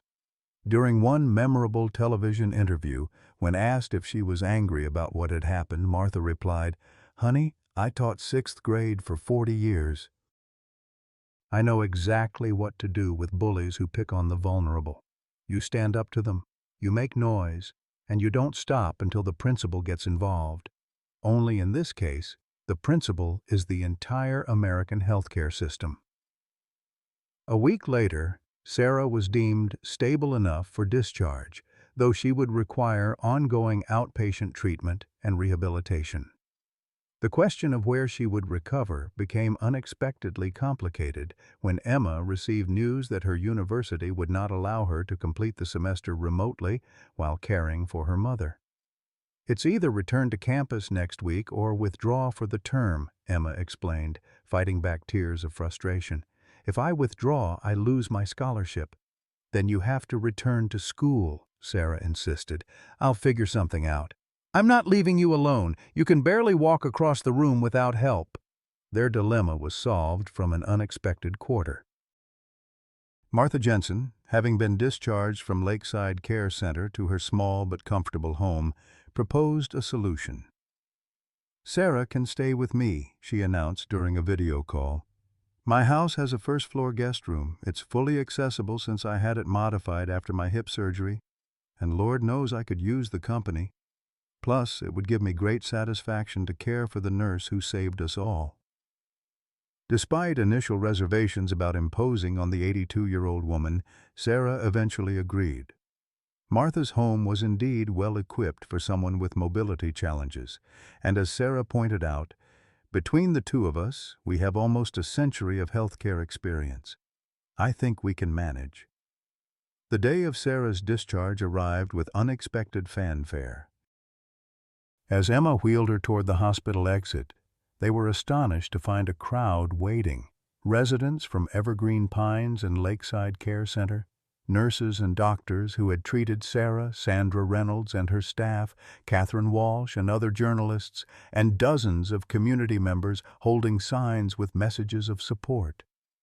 "What is all this?" Sarah asked, overwhelmed by the reception.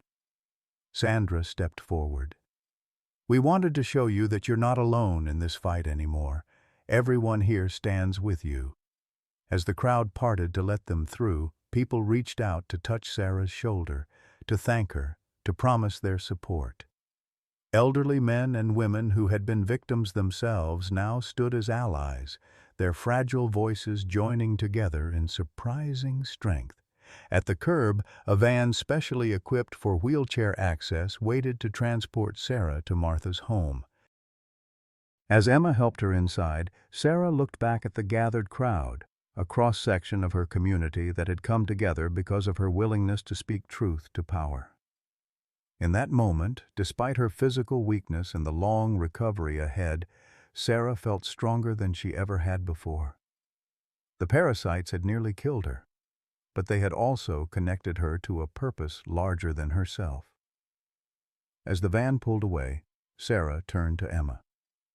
"You know what Martha would say about all this, don't you?" Emma smiled. "That everything happens for a reason?" "No," Sarah replied, watching the supportive crowd through the rear window. She'd say that the parasites were horrible, and Harrison is a monster. But sometimes it takes something terrible to wake people up to what really matters. Emma squeezed her mother's hand. And what really matters? Sarah thought about the elderly residents who had been treated as disposable, about Sandra risking her career to gather evidence, about Dr.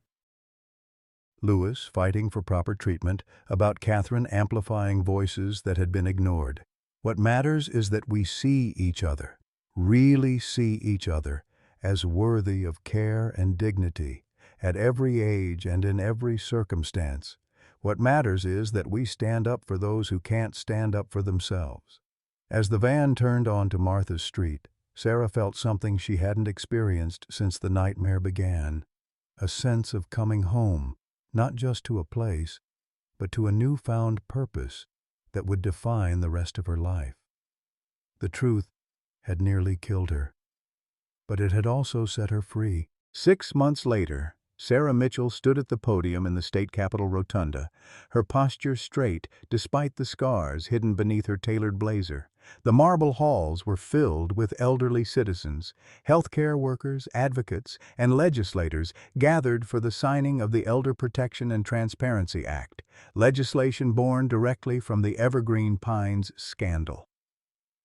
When I first noticed an itchy patch on my arm last winter, Sarah began, her voice carrying clearly through the chamber, I never imagined it would lead to this moment. I was simply a nurse trying to do my job, trying to care for people who deserve dignity in their later years. The audience listened in rapt attention as Sarah recounted her journey, the discovery of the experimental cream, her own devastating infection, the fight for treatment and justice, and the remarkable coalition that had formed in the aftermath. This legislation isn't about one bad doctor or one corrupted facility, she continued. It's about recognizing that our entire system of elder care requires transformation. It's about acknowledging that a society is measured by how it treats its most vulnerable members. Governor Eleanor Richards nodded solemnly from her seat behind Sarah. At 72, she had made elder care reform a personal priority after the scandal broke, openly sharing her own mother's difficult experiences in a nursing home. Today, we take a significant step forward, Sarah concluded. But let's be clear, this is just the beginning. Real change requires ongoing vigilance, dedicated funding, and a fundamental shift in how we value our elders. I stand before you today, still healing from my own ordeal, to make this promise. I will not stop fighting until every senior in our state can trust that their care is guided by compassion, not profit. The applause was thunderous as Sarah returned to her seat beside Emma, who squeezed her hand proudly. In the front row sat Martha Jensen, elegant in a blue dress, her eyes bright with unshed tears of triumph. Governor Richards approached the podium next, ceremonial pen in hand. Today we correct a grave injustice and establish protections that should have existed long ago. The Elder Protection and Transparency Act creates the strongest oversight system in the nation, with surprise inspections, whistleblower protections, strict informed consent requirements, and criminal penalties for those who exploit our seniors. As the governor signed the bill into law, photographers captured the moment, flashes illuminating the faces of those who had fought so hard for this victory. Sarah's gaze met Sandra Reynolds, finding mutual respect where once there had been suspicion.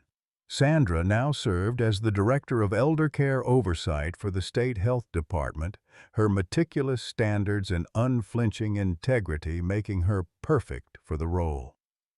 After the ceremony, amid congratulations and interviews, Catherine Walsh approached Sarah with her recorder. 6 months ago, you were fighting for your life in a hospital bed, Catherine remarked. Today, you've helped change state law. How does it feel? Sarah considered the question. It feels like purpose, like all the pain had meaning.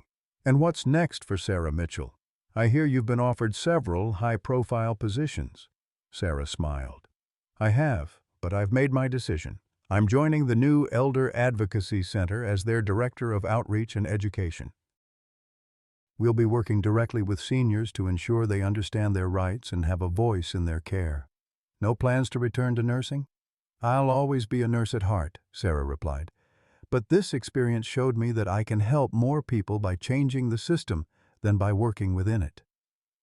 The reception following the bill signing was held in the Capitol's Grand Hall, where Sarah found herself surrounded by well-wishers, including many of the elderly residents from Evergreen Pines.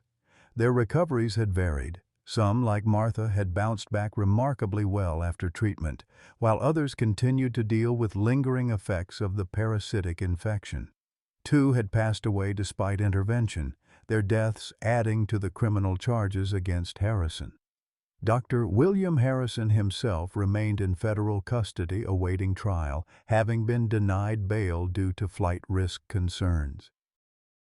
His cooperation had indeed implicated executives at Regeneris Pharmaceuticals, leading to multiple arrests and the company's bankruptcy. The investigation had expanded to reveal similar schemes at facilities in 3 other states, suggesting a coordinated effort to use vulnerable populations for unauthorized testing. As the reception wound down, Sarah found a quiet moment with Martha, who had become not just a friend but a mentor during Sarah's recovery at her home. "I never thought I'd see the inside of the Capitol again," Martha mused, sipping sparkling water. "Last time I was here was 1978, protesting for teacher pensions." "Were you successful?" Sarah asked. "Eventually. That's the thing about fighting for what's right. It rarely happens as quickly as you'd like, but persistence matters more than speed." Martha patted Sarah's hand.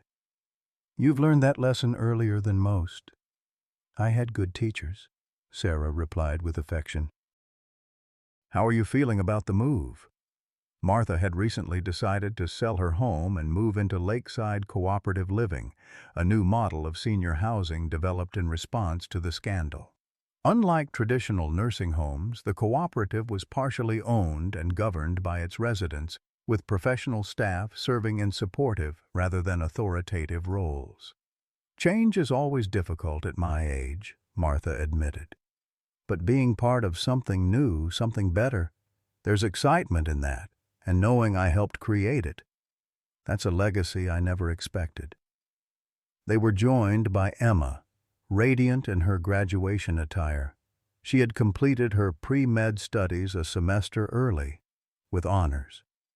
"There's my future doctor," Martha greeted her warmly. "Harvard Medical School won't know what hit it." Emma smiled. "I still can't believe they accepted me. The scholarship makes it possible, but it's still terrifying." "You earned it," Sarah said firmly. "Your research paper on parasitic infections in elderly populations is already changing protocols." "I had unique source material," Emma replied, her tone turning serious. "Mom, we need to leave soon if we're going to make it to my graduation ceremony." Sarah nodded. "Just one more person I need to speak with." She made her way across the room to where Dr. Patricia Whitman stood conversing with state health officials. The infectious disease specialist had become an unexpected ally, testifying before legislative committees about the unique vulnerabilities of elderly patients to experimental treatments. "Dr. Whitman," Sarah greeted her, "I wanted to thank you again for saving my life and for your testimony on the bill." "You did the hard part," Dr. Whitman replied, "both surviving and then turning your experience into meaningful change." She lowered her voice. "You should know that County General's board has been completely restructured. The independent audit you demanded revealed other instances of corner-cutting and ethical violations. I heard. The new patient advocate position is already making a difference from what I understand." Dr. Whitman nodded. 17 cases of inadequate informed consent identified in the first month alone. Your instincts were right. As Sarah prepared to leave, Governor Richards approached for a final word. "Ms. Mitchell, before you go, the Mitchell Commission will begin its work next month. We'd be honored if you'd consider serving as a consulting member. I'd be happy to contribute in any way I can, Sarah replied. But please, consider renaming it. This wasn't just my fight. The governor smiled. Actually, we've already decided to call it the Mitchell-Jensen Commission. Martha approved the change this morning. Sarah felt a wave of emotion at this recognition of the remarkable elderly woman who had become the heart of their movement. That's perfect. Thank you. Outside the Capitol, the spring sunshine warmed Sarah's face as she, Emma, and Martha made their way to the parking area where a specialized van waited. Sarah's mobility had improved significantly through months of physical therapy, but long distances still required assistance. So, Harvard Medical School, Martha said to Emma as they drove toward the university. Planning to specialize in geriatrics, I hope. Absolutely, Emma confirmed. There's such a shortage of doctors who understand the unique needs of older patients. And after everything we've been through, I can't imagine focusing on anything else. Sarah listened to their conversation with quiet pride. The nightmare that had begun with an itchy patch on her arm had transformed not just her own life, but her daughter's path as well. Emma had discovered her calling through the crisis, her natural compassion enhanced by a fierce determination to change a broken system. The university auditorium was filled with proud families when they arrived. Sarah noticed many eyes turning their way. Her story had made national headlines, and her face had become recognizable through countless interviews and legislative hearings. Some parents approached to express their support or share stories of their own elderly relatives' experiences in care facilities. As Emma left to join her fellow graduates, Martha settled into a specially reserved seat, while Sarah positioned her wheelchair in the accessible section nearby. Hard to believe it's only been 6 months, Martha remarked. Sometimes it feels like another lifetime. Sarah nodded, understanding exactly what she meant. The woman she had been before, overworked, financially stretched, focused on getting through each day, seemed like a stranger now. The parasites had nearly killed her, but they had also catalyzed a profound transformation. The ceremony began with university officials praising the graduating class for their resilience during challenging times. When Emma's name was called, Sarah and Martha cheered loudly, drawing smiles from neighboring families. Sarah's phone vibrated with a text message from Sandra. Just heard from prosecutor. Harrison pleading guilty to all charges. No trial needed. Justice prevails. She showed the message to Martha, who nodded with grim satisfaction. Good.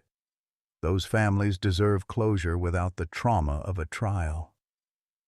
After the ceremony, they gathered with Emma for photographs, the young graduate radiant with accomplishment.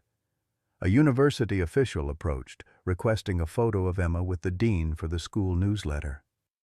They're doing a feature on you, the official explained. Your work on elder advocacy while completing your studies has impressed a lot of people. As Emma was led away for the photograph, Sarah turned to Martha. Did you ever imagine that day I moved into your guest room that we'd end up here? Martha chuckled. At my age, dear, I've learned that life's most important journeys often begin with unexpected detours. Sometimes terrible things happen, and all we can do is try to create meaning from them. You've created quite a legacy, Sarah observed. The Jensen Act, the Mitchell-Jensen Commission, the cooperative living model you helped design, we created, Martha corrected firmly, all of us together, you, me, Sandra, Catherine, Emma, and every elderly person who refused to be silent after what happened. That's the real miracle in all this, not just that we survived, but that we found our collective voice.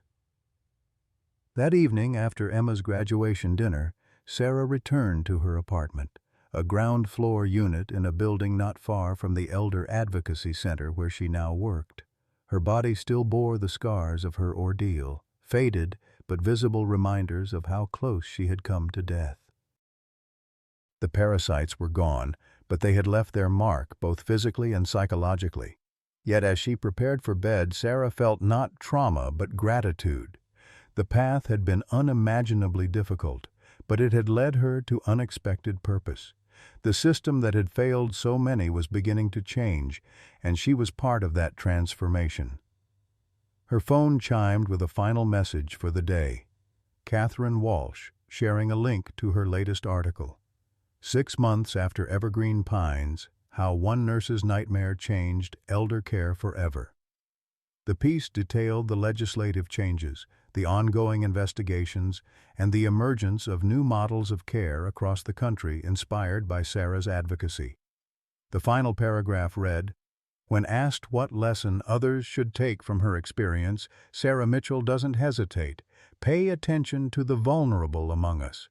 Question systems that prioritize profit over people. And remember that change often begins with one person refusing to look away from injustice, even when confronting it comes at great personal cost." Sarah set her phone aside, feeling the truth of those words. What had begun as a mysterious itchy patch, what she had dismissed as merely dry skin or bedbug bites, had revealed not just parasites but deep-rooted systemic failures. The creatures that had emerged from her skin had shocked an entire hospital ward, but the revelations that followed had shocked an entire nation into long overdue action. As she drifted toward sleep, Sarah thought of all the elderly patients now protected by the laws bearing Martha's name, of the families spared the grief that Harrison's victims had endured, of the healthcare workers empowered to speak up when they witnessed wrongdoing. The pain had been profound, but its purpose had become clear. Sometimes, Sarah reflected, the most important truths emerge from the most unexpected places, even from beneath our own skin. In a world where seniors often feel invisible, Sarah Mitchell's story reminds us that one voice can transform an entire system. Like many of you, Sarah understood the frustration of navigating healthcare as we age, the dismissal of symptoms, the financial anxiety, the fear of being seen as disposable. Yet her journey from nurse to patient to advocate shows us that our wisdom and experience are powerful weapons against injustice. When Martha Jensen said, "At my age, dear, I've learned that life's most important journeys often begin with unexpected detours," she spoke a truth many of us understand deeply. The parasites that emerged from Sarah's skin shocked doctors, but the real shock was exposing how our healthcare system treats its most vulnerable. Today, because of voices like yours, laws are changing, oversight is increasing, and dignity is being restored. Your life experience matters. Your voice matters. You are not invisible. Have you ever had a healthcare experience where you felt dismissed because of your age? What changes would you like to see in how our society treats its seniors? Share your story below. Together, our voices create the change we deserve.